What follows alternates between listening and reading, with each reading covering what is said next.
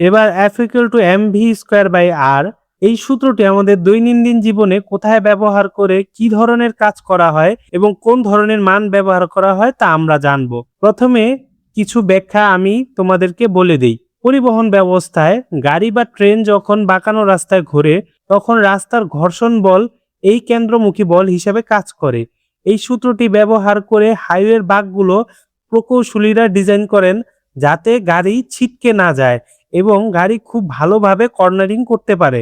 Washing machine এবং ড্রায়ারের কাজের ক্ষেত্রেও এই সূত্রটি ব্যবহার করা হয়, যা ভেতরের কাপড় থেকে পানি বের করে দেয়। এবং বিনোদনের জন্য যে রোলার কোস্টার বা জয়েন্ট হুইল ডিজাইন করা হয় তখনও এই সূত্রটি ব্যবহার করা হয় যাতে যাত্রীরা ঘোরার পথে নিরাপদ থাকে এবং তারা ছিটকে না পড়ে। পৃথিবী ও উপগ্রহের কক্ষপথ নির্ধারণে এই সূত্রটি অপরিহার্য। মহাকর্ষ বল এখানে কেন্দ্রমুখী বল হিসাবে কাজ করে এবং আমরা তা দিয়ে নির্ণয় করতে পারি যে এখানে গ্রহ এবং উপগ্রহের সঠিক স্থান কোন দিকে এবং তাদের বেগ কতটুকু এবং কেন্দ্রমুখী বল কেমন। পরমাণুর ভিতরে ইলেকট্রন কেন নিউক্লিয়াসকে কেন্দ্র করে ঘুরে তা এই বলের মাধ্যমে ব্যাখ্যা করা যায়। এবার চলো আমরা আমাদের ব্যাখ্যাগুলো থেকেই একটি ব্যাখ্যাকে সামনে রেখে তার গাণিতিক বিশ্লেষণের মাধ্যমে সমস্যা সমাধানের চেষ্টা করব।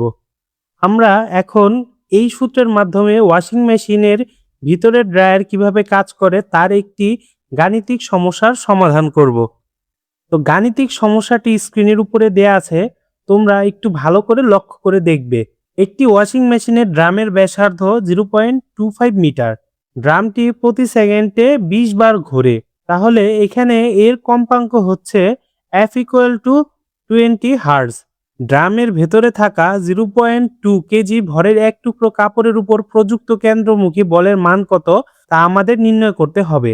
তাহলে সমাধানের জন্য এখানে পাওয়া সবগুলো মানকে আমরা সাজিয়ে নিব।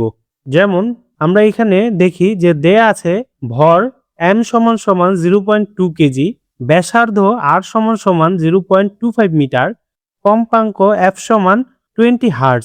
কিন্তু আমাদের তো এখানে v এর মান দরকার ছিল, কিন্তু এখানে আমাদের v এর মান দেয়া নেই। তবে আমরা রৈখিক বেগের একটি সূত্র থেকে জানি v = 2πr/f। তো এখানে আমরা v এর ভিতরে 2π এর মান বসাবো যা হচ্ছে 3.1416 এবং এখানে আমরা r এর মান বসাবো এবং f বসিয়ে ইকুয়াল করলে আমরা পেয়ে যাব v এর মান।